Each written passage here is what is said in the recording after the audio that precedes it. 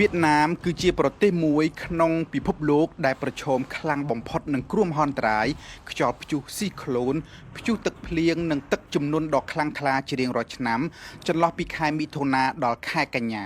ក្នុងមួយឆ្នាំយ៉ាងហោចមានព្យុះស៊ីក្លូនឬព្យុះត្រូពិកមិនតិចជាង10ដងទេដែលបានបោកសង្គ្រុបទៅលើវៀតណាមឆ្នាំ2025នេះវៀតណាមបានរងគ្រោះដោយខ្យល់ព្យុះចំនួន12ដងមកហើយលោកស្រីងឿនហ្វឿងលាន់អ្នកជំនាញអាកាសធាតុនៅសាកលវិទ្យាល័យ Newell ប្រទេសអូស្ត្រាលីបានលើកឡើងថាបម្រែបម្រួលអាកាសធាតុគឺជាកត្តាធំចម្បងធ្វើឲ្យវៀតណាមត្រូវប្រឈមនឹងបញ្ហាខ្យល់ព្យុះឥតល្ហែនេះរួចទៅហើយតែទៅថ្ងៃអនាគតវៀតណាមអាចនឹងរងគ្រោះកាន់តែខ្លាំងព្រោះព្យុះកាន់តែញឹកកាន់តែកាចសាហាវភ្លៀងធ្លាក់កាន់តែគំហុកបង្កជាទឹកជំនន់មួយរំពេចជាពិសេសនោះគឺនៅតាមតំបន់ទីប្រជុំជនទីក្រុងដែលមានមនុស្សរស់នៅច្រើនតំបន់មាត់សមុទ្រវិញនឹងប្រឈមបញ្ហាមួយទៀតគឺការឡើងកម្ពស់ទឹកសមុទ្រជាមួយគ្នានេះទីតាំងភូមិសាស្ត្រវៀតណាមក៏បានចូលរួមចំណែកឲ្យប្រឈមនឹងគ្រោះថ្នាក់ដែរវៀតណាមមានឆ្នេរសមុទ្រប្រវែងសរុបប្រមាណ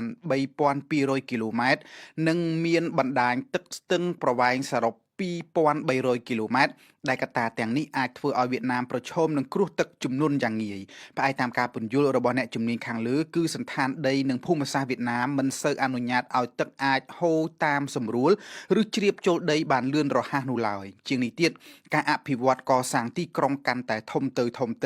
ជាមួយនឹងការចាក់បេតុងស៊ីម៉ង់គ្រប់ច្រកគ្រប់ផ្លូវក៏ជាកត្តាមួយទៀតធ្វើឲ្យទឹកមិនអាចជ្រាបចូលទៅក្នុងដីបាន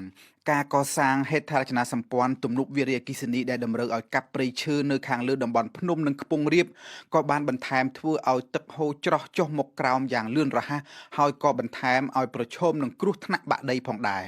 លោកស្រីងៀនហ្វឿងលាន់បានអំពាវនាវថាការអភិវឌ្ឍរបស់សង្គមមនុស្សត្រូវតែដើរដោយគោរពនិងយល់ពីលក្ខខណ្ឌធម្មជាតិទើបអាចធ្វើឲ្យពិភពលោកនេះមានសុខសុវត្ថិភាពលោកស្រីបានរំលឹកថាគ្រាន់តែក្នុងសប្តាហ៍កន្លងទៅ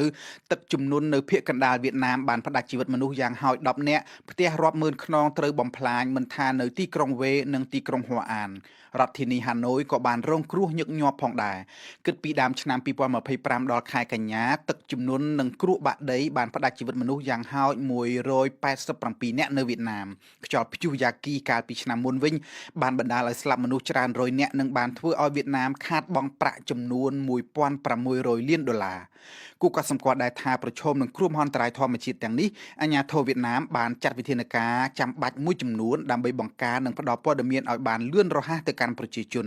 នេះបើផ្អែកតាមលោក Ralph Toomey អ្នកជំនាញនៅ Imperial College London ទំនប់និងប្រព័ន្ធប្រឡាយបង្ហូរបញ្ជាទឹកនៅតាមដងទន្លេក្រហមនិងទន្លេមេគង្គត្រូវបានរៀបចំពង្រឹងឲ្យកាន់តែមានប្រសិទ្ធភាពតែទន្ទឹមនឹងនេះលោក Brad Jessup អ្នកជំនាញអាកាសធាតុនៅសាកលវិទ្យាល័យ Melbourne អូស្ត្រាលីបានលើកឡើងថាគេមិនអាចប្រយុទ្ធទប់នឹងគ្រោះមហន្តរាយទឹកជំនន់